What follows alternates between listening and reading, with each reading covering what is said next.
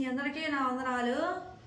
మనము దేవునికి ప్రార్థన చేసేటప్పుడు వినయం విధేయతతోని దేవునికి ప్రార్థన చేసే వారంగా ఉండాలంట.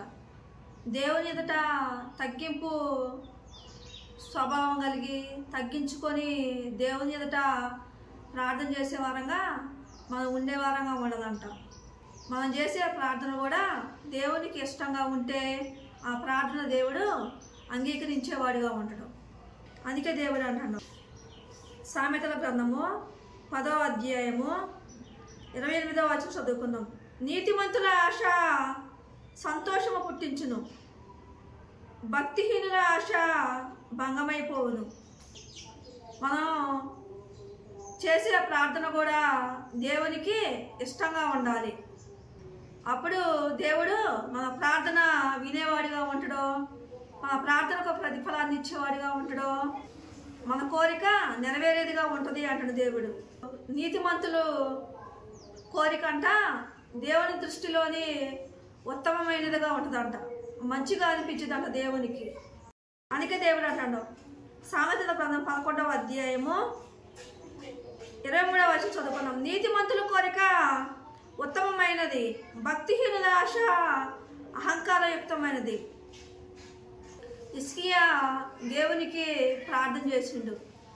హిజ్కియా ఏమని ప్రార్థన చేసిండంటే, దేవుని ఎదుట తగ్గించుకొని దేవుని ఎదుట వినయం విధేయత కలిగి నీ కృప నీ కనికరం ఉంటే నన్ను కరుణించి నా మార్గములు నీ దృష్టికి యథార్థంగా ఉన్నాయో లేవో, నా ప్రవర్తన మంచిగా ఉందో లేదో చూచి నీ కృప కనికరం ఉంటే నన్ను కనికరించు ప్రభా అని దేవుని ఎదుట తగ్గించుకొని వినయం విధేయతతోని హిజ్కియా ప్రార్థన చేసిండు.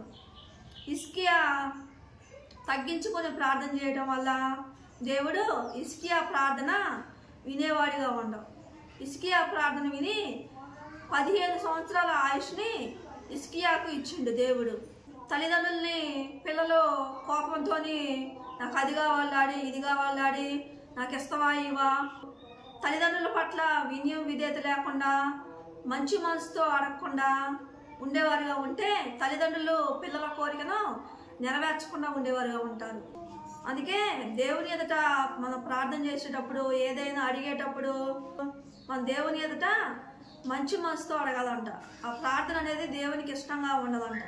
తగ్గించుకొని అడిగే వారంగా ఉండాలి, వినయం విధేయతతోని అడిగే వారంగా ఉండాలి దేవుని ఎదుట. అప్పుడు దేవుడు మన ప్రార్థన ఆలకించేవాడిగా ఉంటాడు. దేవుని ఎదుట సుంకరి ప్రార్థన చేసిండు, పరిసేడు ప్రార్థన చేసిండు.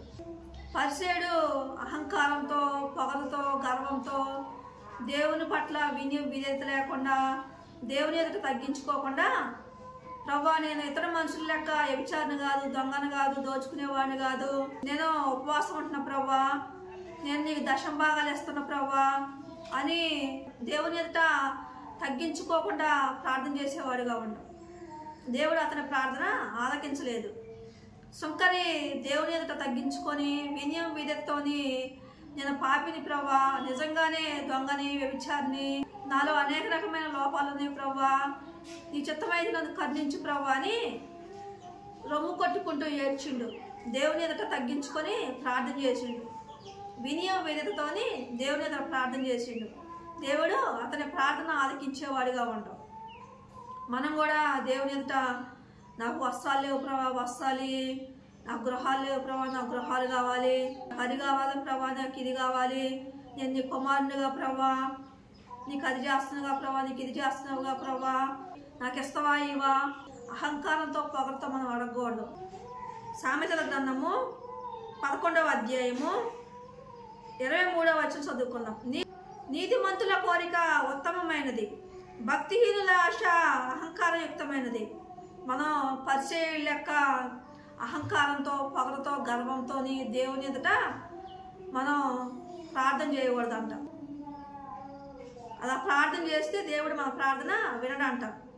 మన పిల్లలు కూడా మనల్ని మంచి మనసుతోని ప్లీజ్ డాడీ నాకు అది కావాలి డాడీ ఇది కావాలి డాడీ అని అడిగినప్పుడు అని మంచి మనసుతో అడిగినప్పుడు మనం మన పిల్లలకి మనం ఇచ్చే వారంగా ఉంటాం. మనం వారికి ఏది కావాలంటే అది కొనిచ్చే వారంగా ఉంటాం. దేవుడి కొద్ది మాటలు